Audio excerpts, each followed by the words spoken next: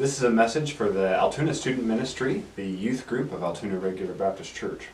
My wife, Rose, the Rathpins, and Jeanette have really missed connecting with you all. These times right now really are tough. You've probably seen a lot of the different responses from many different institutions of how they're responding to this pandemic. And as a result, I think you recognize, and you may even sympathize, that people have a lot of questions right now. What am I going to do for school next year? I was looking at colleges, and now I'm not sure if I can visit some colleges this summer to make a decision. What am I going to do about sports? This is soccer and baseball season, and now I'm not able to prepare and to consequently prepare for the following years. What about school? Am I going to fall behind?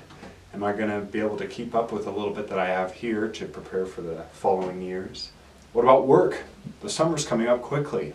I was hoping to try and work this summer to save up a little bit so that I can prepare for the future. People have a lot of questions like that right now, and I can sympathize. I can relate in a lot of ways, and I recognize that hard is hard. Someone's said before that hard is not bad. Hard is just hard. And we recognize that even though there are a lot of hard things going on around us right now, we can still have our questions if we respond in an appropriate way. And I wanted to give you two examples to think about that with. I encouraged those who viewed the video for a Sunday evening service from Altoona here a while back, encouraged several of you to go through the book of Ruth, and in doing so to look at the character of God. In doing so, you really get to know a lot more about the character Naomi. She's a very interesting character because, like us right now, she had a lot of questions. There were a lot of things that she was going through that were hard. She lost her husband, her sons, and really had no means of providing for herself, especially in that day and age. She knew, though, that God was Almighty. She says that is His name at the end of chapter 1, but she says also with that she's bitter, that she doesn't want to be called Naomi, which means pleasant, but that she wants to be called Mara, which means bitter, because she didn't really believe God was who He says He was. As a result, Naomi allowed her circumstances to really change what she believed to be true about God. And that's a very grave danger. Let me illustrate it perhaps one other way. If you have your Bible, join me briefly here in Job 38. In Job 38, I want you to see this. The Lord is finally answering Job. If you've been reading through the book, you'll see that there's been 37 chapters of poetry and prose, reading through the life of Job, seeing how different counselors have responded to him. And we haven't seen God speak up into this point. And so finally the Lord comes and speaks, and it's kind of like, oh, as a reader, finally, there's going to be some clarity. And the first verse says that. You're in Job 38. Listen as it reads, Then the Lord answered Job out of the whirlwind. It's very fascinating thinking about that right there, that the Lord chose to answer Job. He didn't have to, but He did, and He did so in a whirlwind. It wasn't casual. It showed that God is far more powerful than just the natural means we're used to. But the Lord answered Job, and how did He answer him? Verse 2 says, Who is this that darkens counsel by words without knowledge? You say, hold up, Andrew. That's not an answer. That's a question. And you're right. Continue reading. Now gird up your loins, this is God speaking to Job, gird up your loins like a man, and I will ask you, and you will instruct me. Where were you when I laid the foundation of the earth? Tell me, if you have understanding, who set its measurements, since you know, Job? And the Lord continues to describe how He created the entire world, how He set nature and the science as we know it into structure and gave it meaning, and how Job had no part in that. But what was the Lord doing? Why was He answering Job and Job's inquisition, his question as to why was the Lord doing what He was doing?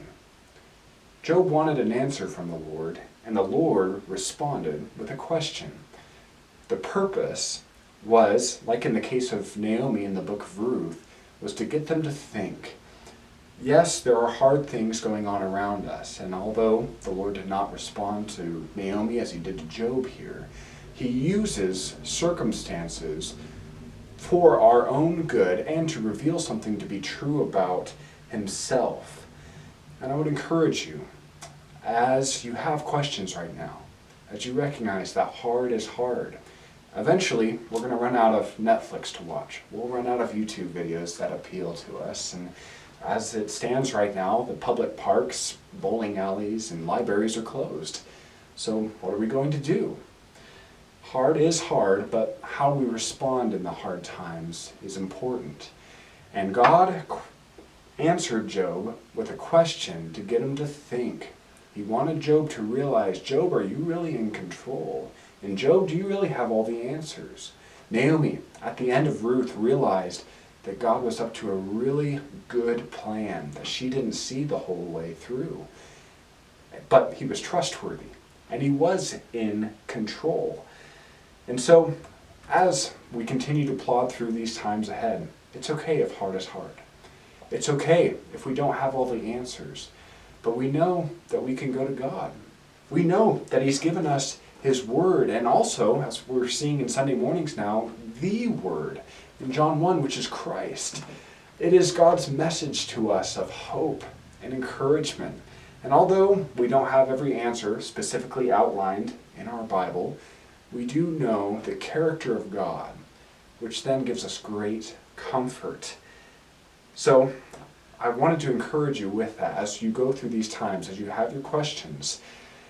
Remember who God is. Don't forget that he really is in control, that he really is all-powerful. And although your circumstances may be hard, that cannot change what you believe to be true about God. We hope to connect with you more here soon. If you would like to ever talk through something, if you need some questions answered, or just want to catch up, you are more than welcome to contact us at any time. If you do not have my email or phone number, go to the church's website, send them an email asking for that information, and we can get that to you. As you continue throughout your day, as you prepare for the days to come, please do not forget that we really do have a great God. He really is good, and he really is in control of everything that's going on around you.